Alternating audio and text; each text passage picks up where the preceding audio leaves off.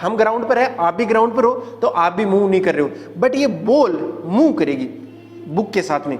Book के साथ में तो करेगी, लेकिन किधर करेगी, आगे जाएगी कि पीछे जाएगी, वो देखना है। अभी तक हमने जो करके देखा उसका रिप्रेजेंटेशन ये है, जो आप लोगों को समझ में नहीं आ रहा था। मतलब बहुत से लोगों ने कमेंट इसी बात पे किया था कि नहीं बेवकूफ बनाया जा रहा है। नहीं भाई साहब, इसमें ऐसा कुछ बेवकूफ बनाने जैसा है नहीं। तो कैसे आप सभी लोग, मेरे पिछले रिलेटिव मोशन के वीडियो में जिसमें मैंने फ्रेम ऑफ रेफरेंस को समझाने का प्रयास किया था, वो कमेंट सेक्शन देखकर ऐसा लगता है कि वो ठीक तरीके से बहुत लोगों को समझ में नहीं आया है। तो मैं आज इसके पीछे की पूरी फिजिक्स को विथ मैथमेटिक्स समझाने वाला हूं। तो आप इस वीडियो को एंड तक देखिए और जिन लोगों को सच में इसकी जरूरत है उनके साथ आप शेयर भी कीजिए। चलो तो हम समझते हैं।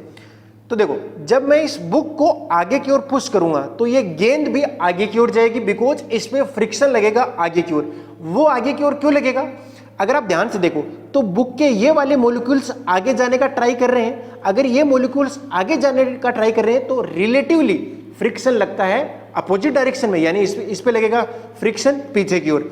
बुक पे किधर लगेगा? आगे की ओर। बुक पे फ्रिक्शन लगेगा आगे की ओर, इसलिए गेंद भी जाएगी आगे। ये ग्राउंड के रिस्पेक्ट में सारा कार्यक्रम हो रहा है, मैं बता दूं आपको। तो देखो, जैसे मैंने गेंद को यहां पर रखा और ये है ग्राउंड। इस मार्कर को आप ग्राउंड मान लीजिए एक बार के लिए, क्योंकि ये इस टेबल के साथ कनेक्टेड है जो कि मूव नहीं कर रहा है। हम ग्राउंड पर है, आप भी ग्राउंड पर हो, तो आप भी मूव नहीं कर रहे हो, बट ये बॉल मूव करेगी बुक के साथ में। बुक के साथ में तो करेगी, लेकिन किधर करेगी, आगे जाएगी कि पीछे जाएगी, वो देखना है। ग्राउंड के रेफरेंस पॉइंट अलग है, बुक का रेफरेंस पॉइंट अलग है। चलो करके देखते हैं। ये देखो, जब मैंने बुक को यहां से यहां मूव कराया तो पहले गेंद यहां पर थी, अब गेंद पहुंच गई है यहां पर। यह है ग्राउंड से देखने का नजरिया, यानी विद रेस्पेक्ट टू ग्राउंड गेंद आगे ही गई है। अब दूसरी बात, अगर हम इस बुक के रेस्पेक्ट में देखेंगे तो बुक के रेस्पेक्ट में पहले गेंद यहां पर थी और अब यहां पहुंच गई है, तो वो पीछे आई है। बिकॉज इस गेंद का एक्सेलरेशन बुक के रेस्पेक्ट में क्या है बेटा? कम है।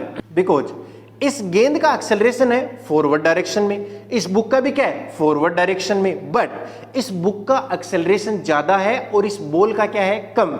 इस वजह से क्या होगा? इस वजह से इसका जो रिलेटिव एक्सेलरेशन आएगा विद रिस्पेक्ट टू बुक, वो अपोजिट डायरेक्शन में आएगा। इसलिए ये इसके रिस्पेक्ट में भले ही इधर गई है, बट ग्राउंड के रिस्पेक्ट में आगे जाएगी। अब बहुत से लोगों के कमेंट आए थे कि अगर हम इसको जोर से पुश करेंगे तो गेंद यहीं की यहीं रह जाएगी।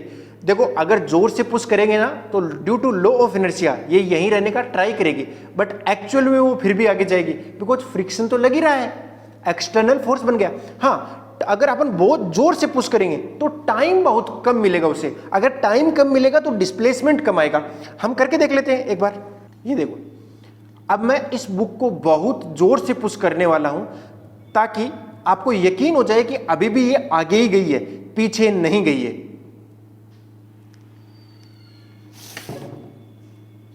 काफी आगे पहुंच गई, ऐसा लगता तो है। अब मैं किसी एक्सटर्नल पर्सन की हेल्प लेने वाला हूं ताकि वो इसको बहुत ज्यादा जोर से पुश कर सके। तो अभी हम क्या करेंगे, इस बुक को बहुत ज्यादा फोर्स लगाकर पुश करेंगे तो टाइम बहुत कम मिलेगा इस बॉल को आगे जाने के लिए, बट ये आगे जाएगी जरूर, भले ही डिस्प्लेसमेंट बहुत कम आ जाए। चलो जोर से पुश करो।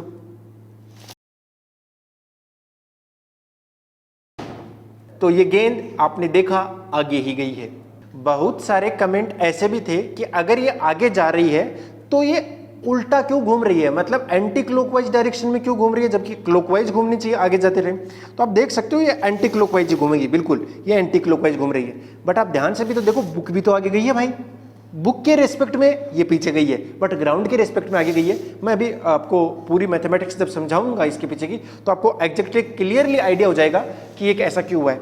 बट जब हम ग्राउंड के रेस्पेक्ट में अगर देखना चाहते हैं, तो जैसे अगर कोई ऑब्जेक्ट आगे जा रहा है तो बिल्कुल ये क्लॉकवाइज घुमा है, अगर ये इधर आ रहा है तो एंटी क्लॉकवाइज घुमा है। सिंपल है ना। लेकिन बुक के ऊपर अलग खेल हो रहा है, क्योंकि बुक खुद मूव कर गई इसमें। अभी तक हमने जो करके देखा उसका रिप्रेजेंटेशन ये है।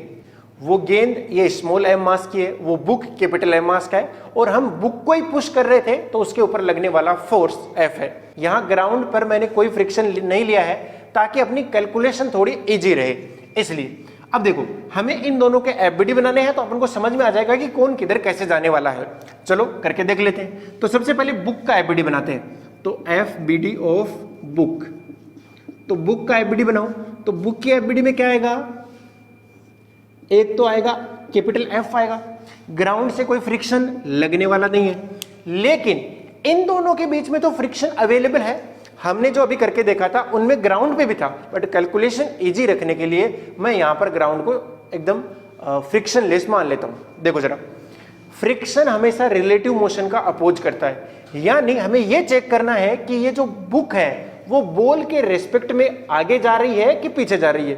तो इसके ये वाले मॉलिक्यूल्स चेक करो, ये वाले मॉलिक्यूल्स किधर जाने का ट्राई कर रहे हैं, बेसिकली आगे। अगर ये आगे जाने का ट्राई कर रहे हैं तो फ्रिक्शन इस पे किधर लगेगा, पीछे की ओर, तो ये इसके ऊपर फ्रिक्शन लग गया F। और मैं मान लेता हूं कि इसका कोई एक्सेलरेशन आया होगा कितना, A1। जो बुक का एक्सेलरेशन है वो कितना आया होगा, A1।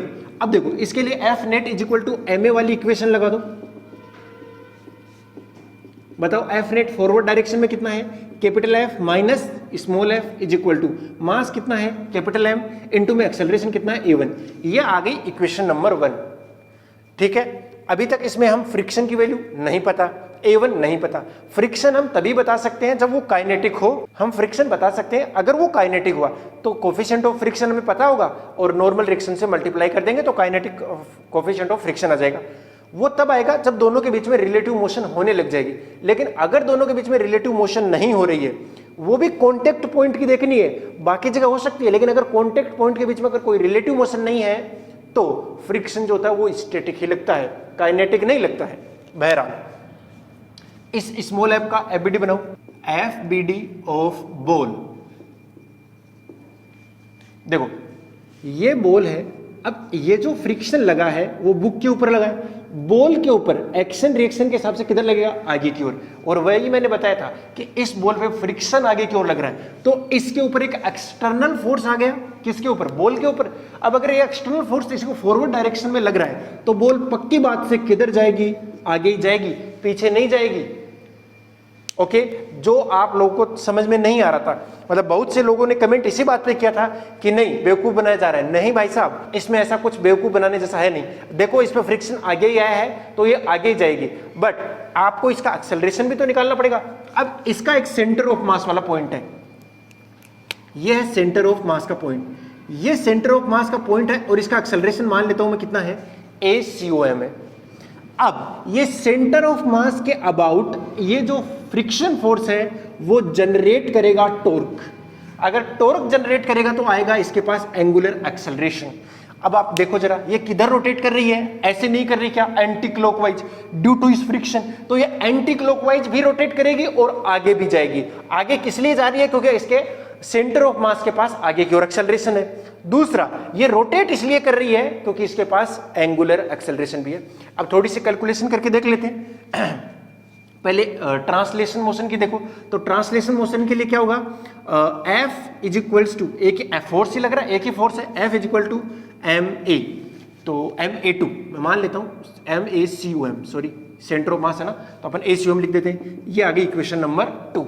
इन दोनों इक्वेशन को अगर आप ध्यान से देखो तो इनके अंदर वेरिएबल आए हैं 3, friction, ACOM and A1, but equation तो 2 ही है तो सोल्व नहीं हो सकती, तो हमें एक और इक्वेशन लिखनी पड़ेगी। और वो कहां से आएगी, वो आएगी रोटेशनल मोशन से।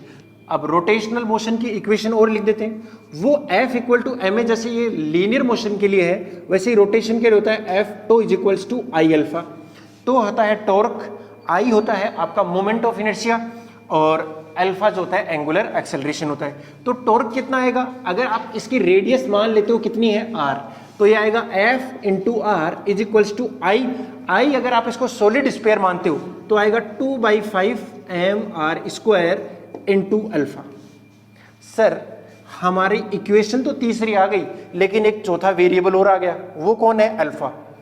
अब देखो इसका भी एक जुगाड़ है, जुगाड़ कुछ नहीं है, एक्चुअली क्या है, अगर इसके पास फ्रिक्शन सफिशिएंट हुआ यानी स्लाइड नहीं कर सकता, यानी फोर्स कम हुआ, तो क्या हो सकता है, एक ऐसी कंडीशन तक ये क्या करेगा, प्योर रोलिंग मोशन करेगा। जो मैं वर्ड बोल रहा हूं उस पर ध्यान दीजिए, प्योर रोलिंग मोशन। ये एक स्पेसिफिक कंडीशन तक ही लगेगा।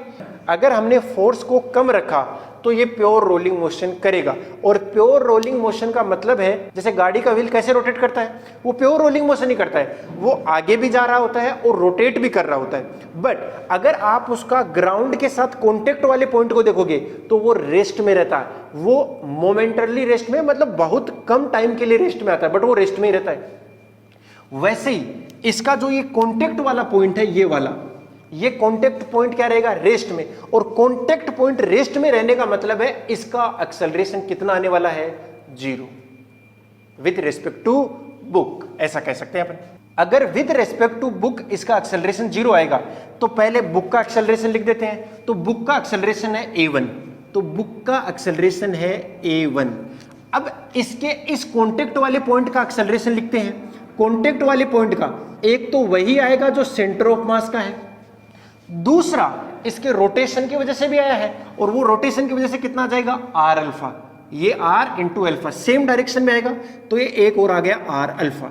अब इन दोनों में जब वो प्योर रोलिंग मोशन करेगा तभी लगेगी, वरना नहीं लगने वाली। वो क्या आएगा, वो आएगा r alpha plus A C U M is equal to a1। ये देख लो, ये रिलेटिवली लिखा है। हमने लिखा कैसे मैं बता दूं, अगर आप बुक के रेस्पेक्ट में लिखोगे तो 0 कर दीजिए, तो वो ऐसे लिखा जाता है, acceleration of ball with respect to book is equals to 0।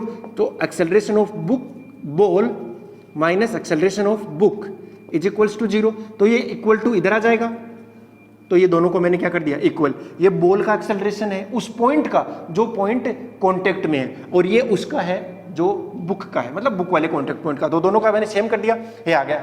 और अगर प्योर रोलिंग मोशन नहीं होगी तो स्लाइडिंग स्टार्ट हो जाएगी। फिर स्लाइडिंग होने का मतलब है कि जैसे हमने लास्ट में फोर्स की वैल्यू को बहुत ज्यादा बढ़ा दिया था, जो कुछ लोग कह रहे थे कि मोमेंट ऑफ इनर्शिया की वजह से वो वहीं रह जाएगी, नहीं, बिल्कुल नहीं रहेगी वो। अगर हम फोर्स की वैल्यू बहुत ज्यादा बढ़ा देंगे तो क्या होगा, इसका एक्सेलरेशन बहुत ज्यादा बढ़ जाएगा, और अगर इसका एक्सेलरेशन ज्यादा हो जाएगा तो ये बुक फटाफट आगे चली जाएगी। इसको टाइम ही बहुत कम मिलेगा, इसको अपनी मोशन चेंज करने के लिए बहुत कम टाइम मिलेगा, बट फिर भी जितना भी मिलेगा उस टाइम के लिए एक्सेलरेशन तो आगे ही रहेगा। तो इसका डिस्प्लेसमेंट भले ही बहुत कम आए, लेकिन आएगा आगे ही, पीछे नहीं आने वाला है। और अगर स्लाइडिंग स्टार्ट होगी फिर तो कोई टेंशन ही नहीं है। ये जो फ्रिक्शन है वो कैसा लगेगा, काइनेटिक, और काइनेटिक होता है म्यू एम जी। अपन फटाफट वैल्यू रख देंगे और सारी वैल्यूज कैलकुलेट कर लेंगे।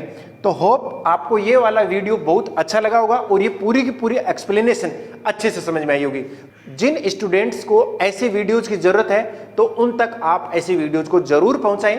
एक और काम की बात, जो भी स्टूडेंट मेरे से ऑनलाइन पढ़ना चाहते हैं 1-to-1 या फिर ग्रुप में, तो वो मुझसे कांटेक्ट कर सकते हैं। कांटेक्ट डिटेल आपको डिस्क्रिप्शन और कमेंट के अंदर मिल जाएंगे। Thank you.